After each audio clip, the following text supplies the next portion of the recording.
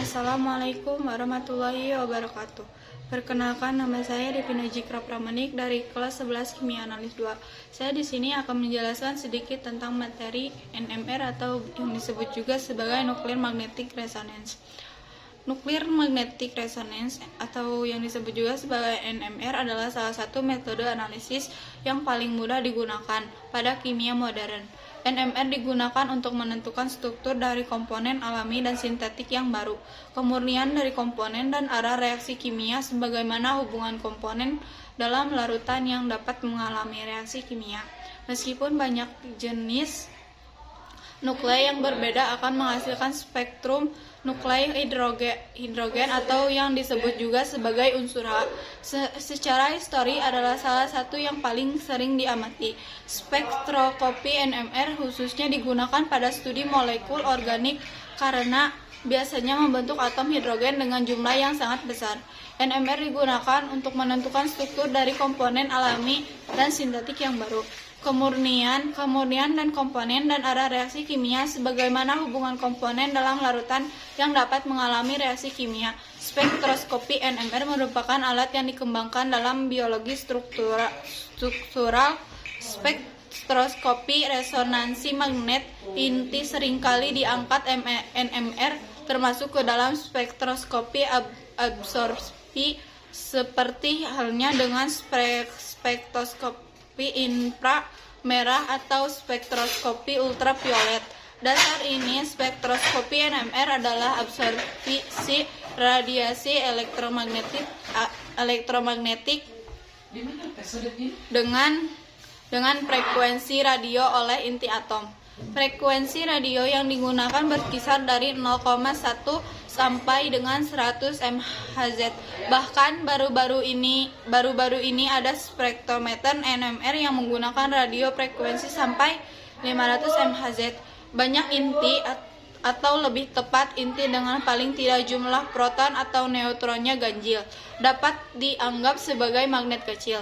Inti seperti proton 1H atau H-1 dan inti karbon -13, pangkat 13C atau C-13, kelimpahan alaminya sekitar 1%. Karbon -12, pangkat 12C, yang dijadikan standar penentuan massa tidak bersifat magnet. Bila sampel yang mengandung pangkat 1H atau pangkat 13C atau bahkan semua senyawa organik ditempatkan dalam medan magnet, akan timbul interaksi antara medan magnet luar dengan magnet kecil atau yang disebut juga sebagai inti. Karena adanya interaksi ini, magnet kecil akan terbagi atas dua tingkat energi, yaitu tingkat yang sedikit agak lebih stabil positif dan keadaan yang kurang stabil min, yang energinya berbeda karena dunia inti adalah dunia mikroskopik.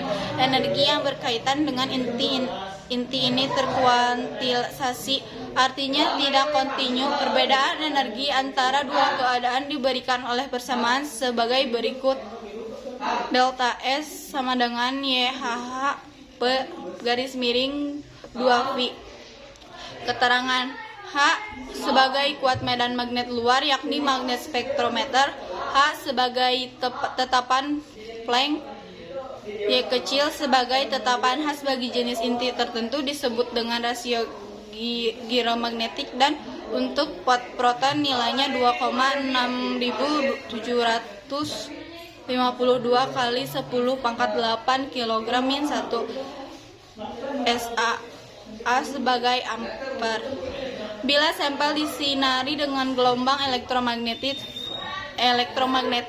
V yang berkaitan dengan perbedaan energi delta E, yakni delta E sama dengan HV. Inti dalam keadaan positif mengabsorpsi energi ini dan tereksitasi ke tingkat energi min. Proses mengeksitasi inti dalam medan magnetik akan mengabsorpsi energi.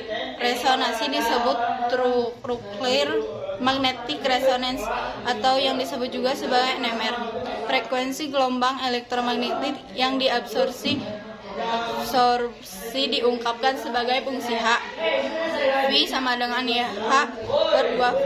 Bila kekuatan medan magnet luar yakni magnet spektrometer adalah 2,3990 T, Telsa 1 T sama dengan 23.490 Gauss. V yang diamati sekitar 1 kali 10 pangkat 8 Hz sama dengan 100 MHz. Nilai frekuensi ini di daerah gelombang mikro. Secara prinsip, frekuensi gelombang elektromagnetik yang diserap ditentukan oleh kekuatan magnet dan jenis inti yang diamati. Namun perubahan kecil dalam frekuensi diinduksi oleh perbedaan lingkungan kimia tempat inti tersebut berada. Perubahan ini disebut pergeseran kimia. Sekian dari saya. Mohon maaf bila ada kesalahan kata yang tidak disengaja. Mohon dimaklumi. Sekian, terima kasih. Wassalamualaikum warahmatullahi wabarakatuh.